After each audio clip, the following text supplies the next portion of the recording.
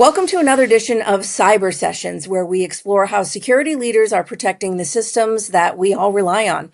I'm Joan Goodchild, and today I'm really excited to be joined by Subra Kumaraswamy. He is the CISO with Visa, which operates one of the largest and most trusted payment networks. Welcome, Subra.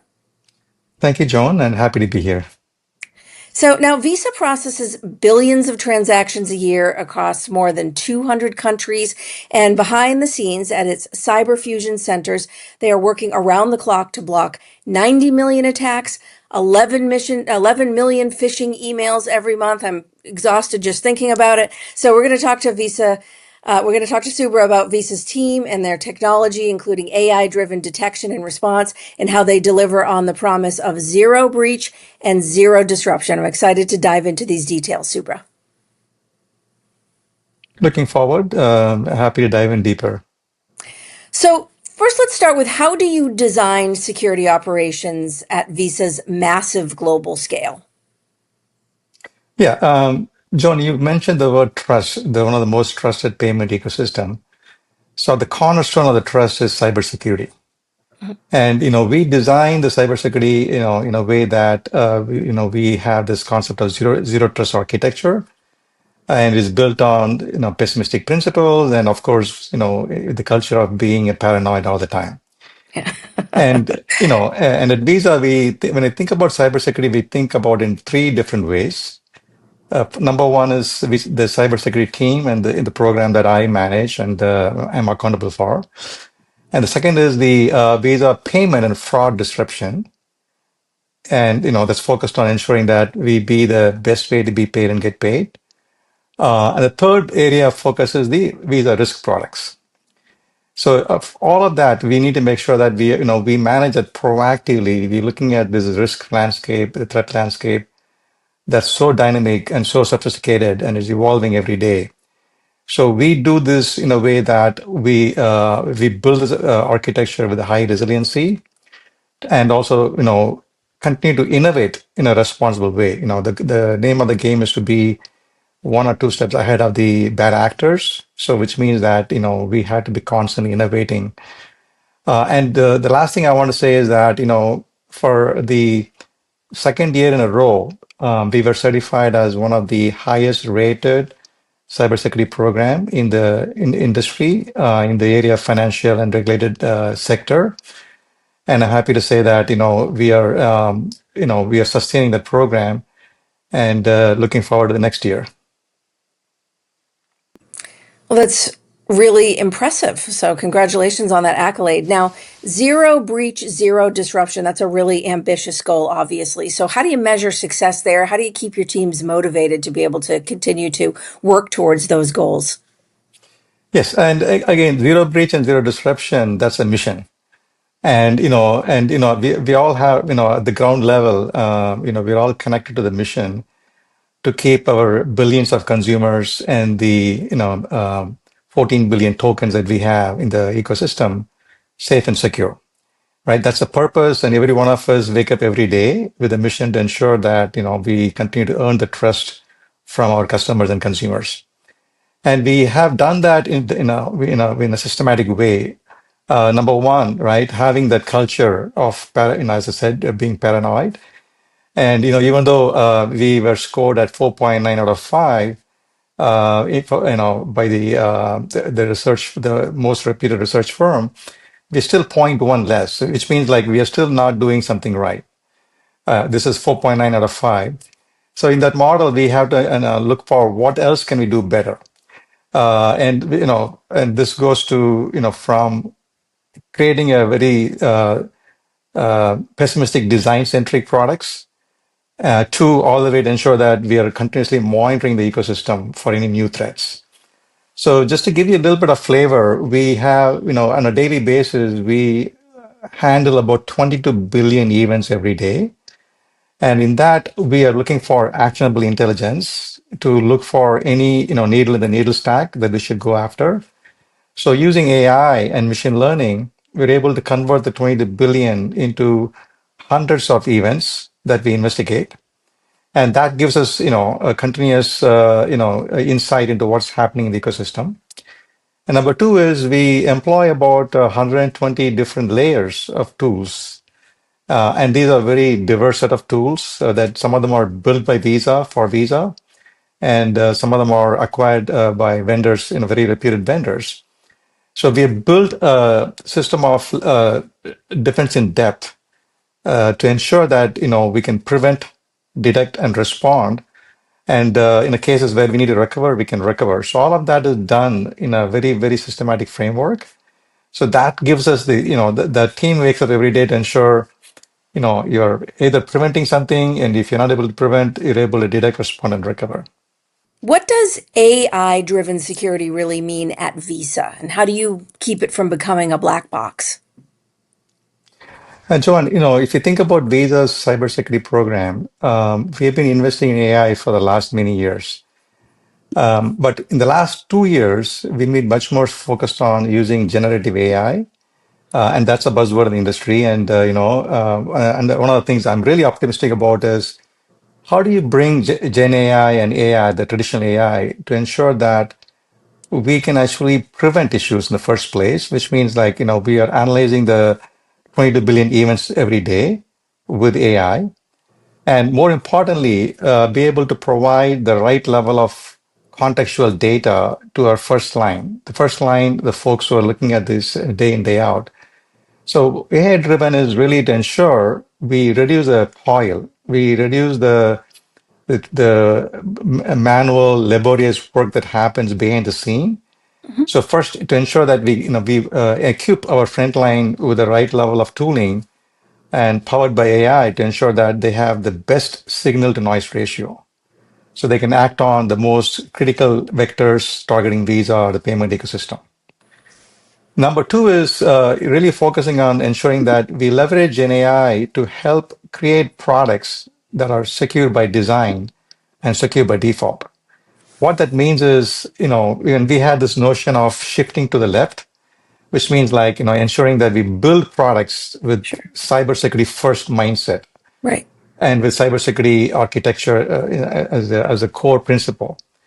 So in that model, Gen AI is helping us to automate quite a bit of things. For example, all the code that is being generated by our developers, or 10,000 plus developers and AI, are secured, and they're done in a way that, in a very automated fashion, where AI comes in and looks for issues in the vulnerabilities, attack surface that we can detect earlier.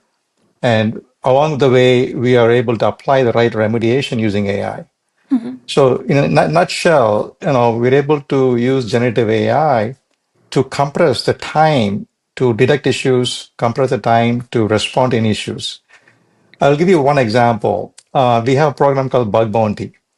Bug Bounty is a very common program across the Yep. industry, and in that, we have now agents. When I say agents, I'm talking about agentic AI.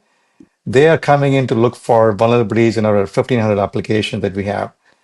And at the same point, we have now developed AI technologies to respond to those threats. And anything that we discover, which may have taken, for example, 2 hours to fix an issue, we can now remediate the same in less than 10 minutes. So we're able to see that action where, by creating AI into our product development lifecycle, we have now, better management of the attack surface and overall reducing the risk of how we would develop a product that goes to the consumers. Now, I think this is really interesting because, there's obviously we talk about AI all the time now in security. And I think there's a lot of desire to do a lot with it, but there's still a lot of difficulty out there with trying to come up with the actual strategy for it and how we're going to use it and so forth. So, and I mentioned in the last question too, how do you keep it from becoming a black box? So maybe you could speak to, because I think it'd be really interesting to other practitioners as well, to hear about, like the strategy and the things that you had in mind when you put this together now. Because it sounds like, you're really successfully using it with a mind toward, again, these various attack vectors and, efficiencies, and it kind of checks a lot of different boxes. So talk about that with us a little bit more. Yeah, so the way we think about it is that when you take all the use cases that we are working on a day in day out, we look at the use cases that has the most impact to the landscape. For example, if you think about penetration testing, it's a very, very common function in every, company that has software engineering and application security focus. The area that has the most impact that we thought is on the pen testing because it's very human driven. And in this case, by leveraging AI, agent is actually testing on behalf of human.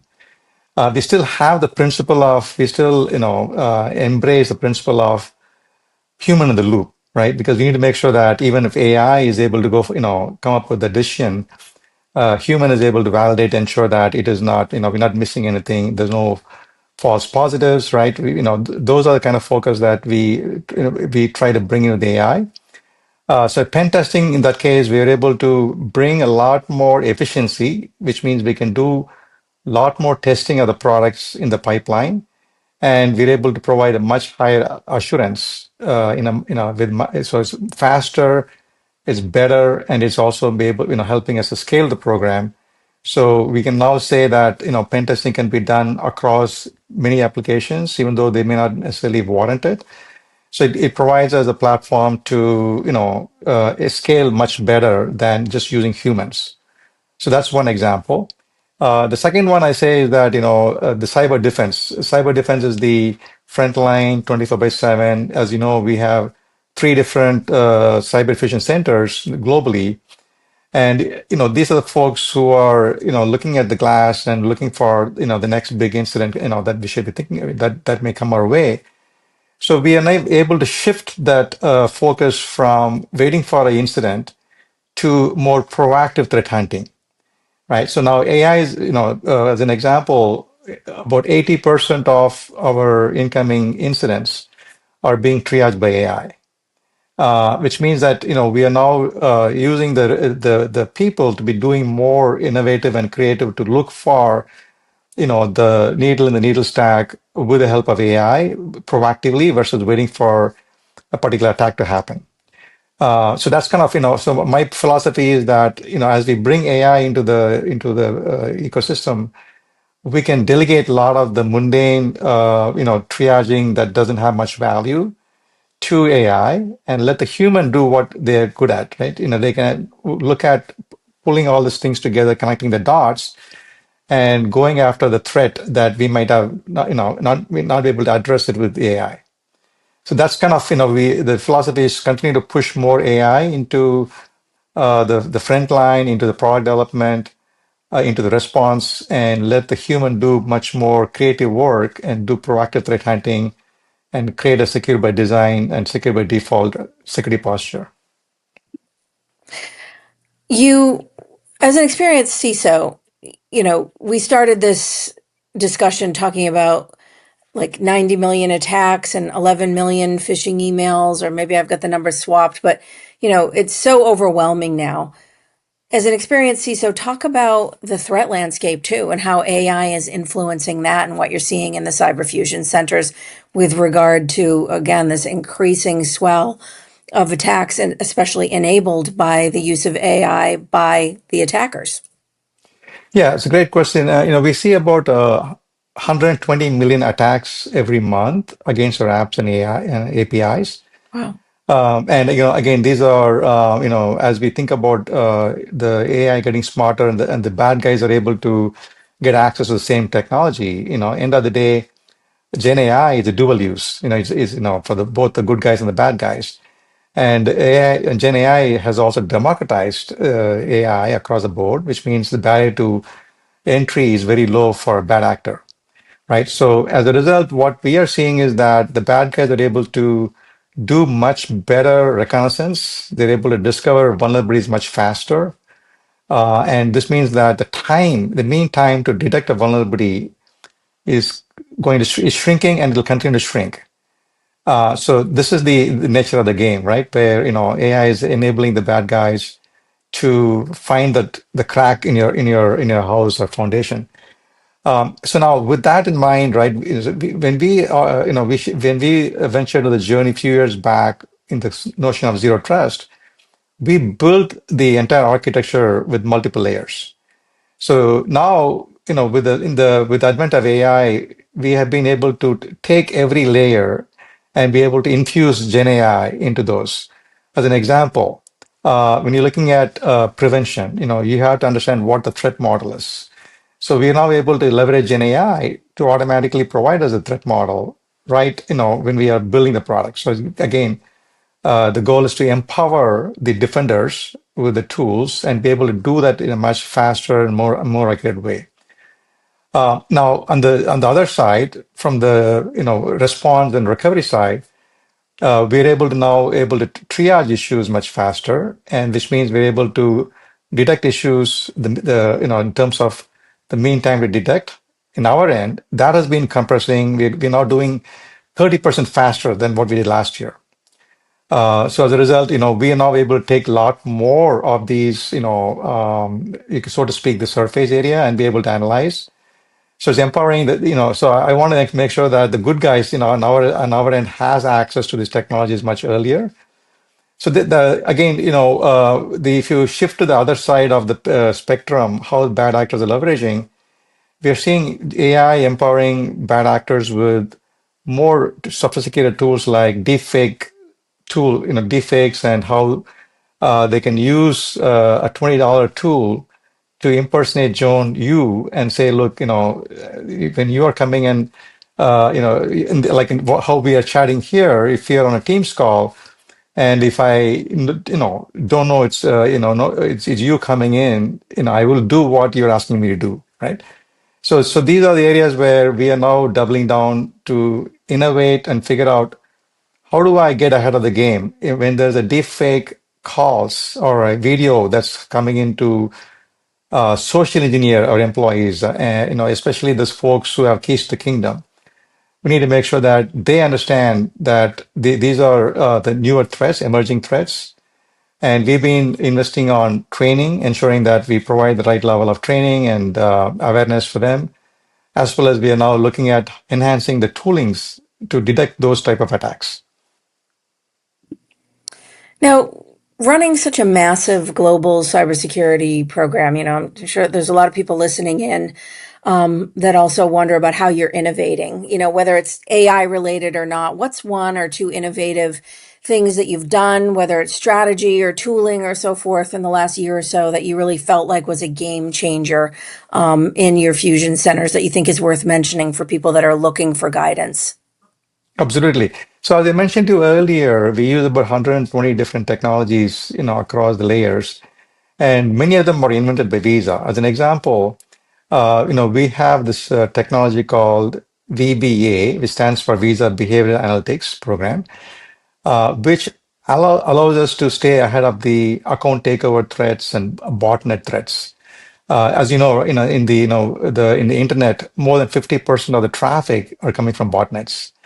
Sometimes they're good bots, and a lot of times they're bad bots. So our technology, the VBA, is actually layered on top of our applications. We have 1,500 applications, and every one of these applications are now instrumented with VBA so that we can actually look at every transactions coming in and understand, is this a transaction that we can authorize? And as an example, we look at your behavior, how you type, how you move your mouse. And as we learn about you, and we do that very quickly, understand what is a good behavior looks like. So this allows us to say within milliseconds, is that a Joan behind the keyboard on the mouse, or is it a bad actor who's taken over your account and trying to do a abuse and replay of your compromised credentials? So VBA is a very critical tool for us to protect us from those type of threats. And also it helped us to reduce the friction with multi-factor authentication. As MFA is a very, what I call table stake for every application. Every application should have MFA technology behind it. But the problem with MFA is it also creates friction. And which means you're trying to get a text message and trying to copy that back into a one-time password. We call the one-time password. So VB allows you to be very smart about it. It'll only challenge you when we believe that's a bad actor or has a bad behavior. So we analyze over 400 different signals when I get a transaction, and be able to say, from the signals, is this something that we should step up and ask you to do a one-time password, or we should let you go, with the seamless authentication like FIDO based. So this is where we believe we have a very strong differentiator in the area of protecting our applications. If I give you one more on that realm is what we call as the GenAI guard. So the GenAI, as we have 112 different tools within Visa, which are GenAI powered. And we need to make sure that when these applications are interacting with AI, we have to look for the attacks that may potentially be, in terms of how AI can be tricked with prompt injection or content manipulation. So we have built this GenAI guard that sits, in line to every GenAI application and ensures that we can provide the right level of integrity when it comes to providing the response back to the application. So this is really paying its dividends, and now we're able to accelerate innovation much faster, given the fact that these guardrails are protecting our applications. So we're almost out of time here, but I want to ask you the question that we ask everybody, which is unpopular opinion. What's your unpopular opinion? Something, whether it's AI driven, security related, or anything else that you think that is somewhat controversial in the industry or among your peers? Excellent question. So I constantly think about how AI is changing the game for the industry. And of course, the camps are split, right? The folks who are jumped with both the feet, and the folks are still figuring out, is AI, worthwhile in terms of how they can empower the frontliners as well as empower the own business. So I have always taken the approach of, let's ensure we have the best tooling for the best talent that we have.